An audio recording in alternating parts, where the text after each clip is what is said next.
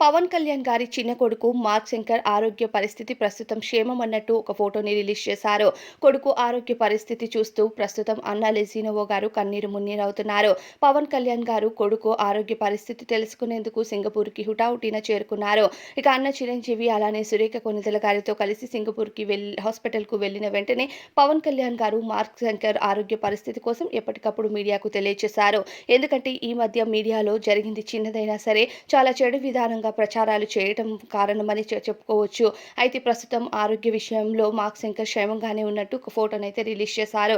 ఇక మెగా ఫ్యామిలీలో ఇలా జరగడం అన్నది నిజంగానే బాధాకరమైన విషయం. సింగపూర్‌లో జరిగిన అగ్ని ప్రమాదంలో భాగంగా మార్క్ శంకర్‌కి కొన్ని గాయాలు తగలడంతో పాటుగా ఇక ఊపిరితిత్తుల్లో కొంచెం పొగ చేరుకుపోవడం వల్ల కాస్త క్రిటికల్ అయినట్టుగా తెలియజేశారు. ప్రస్తుతం జనరల్ వార్డ్‌కి షిఫ్ట్ చేసినట్టుగా అబ్బాయి ఆరోగ్య పరిస్థితి చాలా క్షేమంగా ఉంది. ఇకపైన అప్డేట్స్ అన్నది ఎప్పటికప్పుడు అందిస్తామంటూ మెగా ఫ్యామిలీ తెలియజేశారు.